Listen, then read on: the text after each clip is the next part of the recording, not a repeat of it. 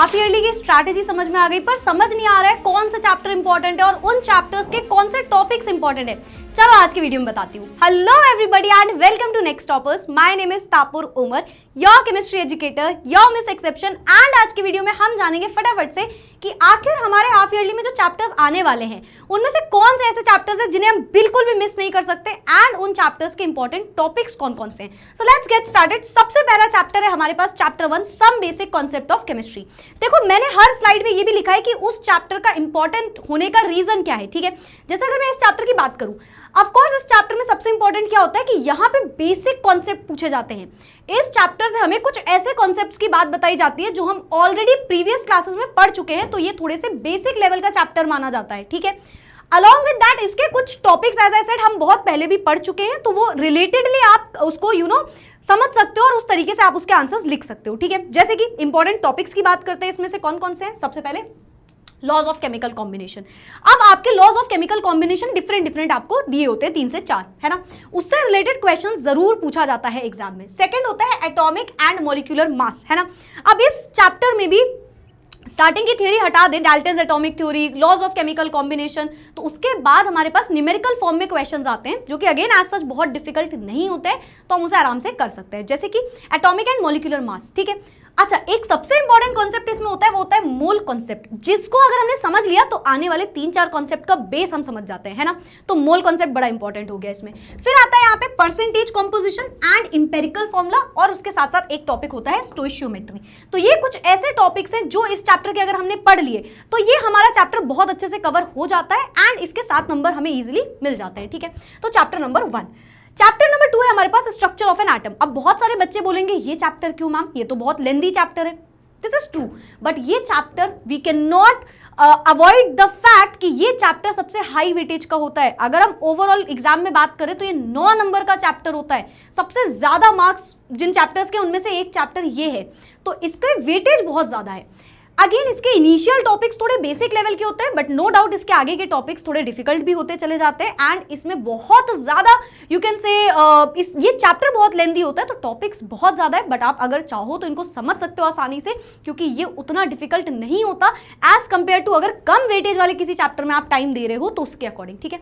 Along with that मुझे पता है बहुत सारे बच्चों के में हाफ ईयरली में अलग अलग चैप्टर्स आते हैं, तो ये कुछ ऐसे चैप्टर्स हैं जो मोस्ट कॉमनली आस्क्ड हैं आपके मतलब अगर हम देखें कि मेजॉरिटी में कितने चैप्टर्स कौन कौन से आ रहे हैं तो उनके हिसाब से ही ये पूरा का पूरा वीडियो आपके लिए है, ठीक है। तो हमें इसको इंपॉर्टेंस क्यों देनी है, इसका रीजन इसका हाई वेटेज होना, है ना। हाई वेटेज है जब ये फाइनल में पूछा जाता है, सोचो तो अगर हाफ ईयरली में आ रहा है तो ये कितना ज्यादा वेटेज रख रहा होगा और ये कितना इंपॉर्टेंट होगा ये आप समझते हो, ठीक है।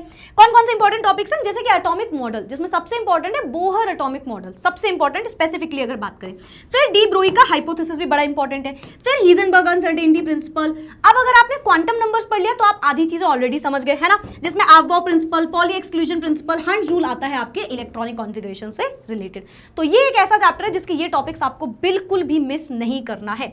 Moving forward with the next chapter जो कि है हमारे पास थर्मोडायनेमिक्स। अगर आपके हाफ ईयरली में ये चैप्टर आ रहा है तो इसको मिस मत करना। नंबर 1 ये चैप्टर तो खैर जो है एज सच हम बोल सकते हैं some basic concept of chemistry की तरह ही है ना, मतलब मार्क्स के हिसाब से अगर हम बात करें, लेकिन इसका एक बड़ा अच्छा सा फैक्टर है कि अगर आप न्यूमेरिकल पोर्शन में अच्छे हो, आपको ऐसा लगता है आप रट्टू तोता नहीं हो, आप लर्न नहीं कर पाते बहुत ज्यादा चीजें, तो ये चैप्टर आपके लिए है। थर्मोडायनेमिक्स एक हाई वेटेज तो है ही है, साथ ही साथ ये न्यूमेरिकल बेस्ड चैप्टर होता है, तो इसमें न्यूमेरिकली क्वेश्चंस पूछे जाते हैं ना। अगर मैं इसके कुछ इंपॉर्टेंट टॉपिक्स की बात करूं तो concept of work, heat, energy, फिर उसके बाद आपको इंटेंसिव प्रॉपर्टी, एक्सटेंसिव प्रॉपर्टी, ये सब बातें, है ना। फिर आपके बाद स्टेट फंक्शन इसमें जो पूछा जाता है, कौन स्टेट फंक्शन है कौन सा नहीं है ना, पाथ फंक्शन, स्टेट फंक्शन। फिर इसके जो 2-3 लॉज हैं वो भी इंपॉर्टेंट है। फिर इंटरनल एनर्जी, एंट्रोपी और गिब्स एनर्जी, ये 3 टाइप की एनर्जी से रिलेटेड तो क्वेश्चन कंफर्म बनता है, जिसमें आपके इंटरनल एनर्जी से बहुत क्वेश्चन हाफ ईयरली में पूछे जाते हैं। तो अगर ये चैप्टर अगर आप न्यूमेरिकल लवर हो, आपको लगता है हम रट्टू तोता नहीं बन पाते, हम न्यूमेरिकल सॉल्व कर लेते हैं,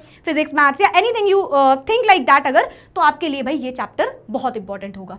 नेक्स्ट आते हैं हम लास्ट चैप्टर में जो कि हमारे पास रिडॉक्स रिएक्शन। अब अगर आपके सिलेबस में ये चैप्टर आ रहा है तो इसे बिल्कुल भी मिस मत करना। इसका वेटेज बहुत कम होता है, 4 नंबर का, पर इसकी इंपॉर्टेंस ये है कि यहां से आते हैं आपके पास प्रिडिक्टेबल क्वेश्चंस। मतलब ये जो चैप्टर होता है इससे 3-4 टाइप के ही क्वेश्चन बनते हैं भाई। या तो आपसे बोल देगा बैलेंसिंग, जो 2 तरीके से हो सकता है, ऑक्सीडेशन नंबर या फिर आयन इलेक्ट्रॉन मेथड। इसके अलावा आपसे इसके इलेक्ट्रोकेमिस्ट्री जो आती है इसमें, यानी कि एप्लीकेशन जो है इलेक्ट्रोड पोटेंशियल, ये सब बस इससे। तो इसमें सिर्फ बहुत मिनिमम टॉपिक्स हैं एंड उसके क्वेश्चंस बहुत प्रिडिक्टेबल होते हैं, जैसे आपकी क्लास में कराया होगा या आपने अगर मुझसे पढ़ा है तो हमने कराए हुए हैं, तो ये बस उसी तरीके से पूछा जाता है, ठीक है। तो प्रिडिक्टेबल क्वेश्चन होता है, तो इसलिए बहुत आसान रहता है ये चैप्टर और कम टाइम में प्रिपेयर भी हो जाएगा। जैसे कि ऑक्सीडेशन रिडक्शन समझो, बैलेंसिंग इसमें सबसे इंपॉर्टेंट है ना, अगर हम बोले सबसे इंपॉर्टेंट जो इसमें वो मेन आपका बैलेंसिंग हो जाता है, ठीक है, दोनों टाइप की बैलेंसिंग। फिर उसके बाद इनके एप्लीकेशंस। तो ये कुछ ऐसे चैप्टर्स थे जो अगर आपके सिलेबस में है तो इन्हें बिल्कुल भी मिस मत करना, क्योंकि ये मेरी गारंटी है, जिनमें से ऑफकोर्स 3 चैप्टर तो आपके में आ ही रहे होंगे ना। रिडॉक्स हो सकता है आपके में हो सकता है ना हो, लेकिन अगर आपके में ये चैप्टर्स हैं तो ये इंपॉर्टेंट टॉपिक्स इसके बस पढ़ लो और आप इतना समझ लेना, आपने इतनी कम मेहनत में स्मार्ट वर्क करके बहुत अच्छा आप स्कोर कर सकते हो अपने हाफ ईयरली में, ठीक है।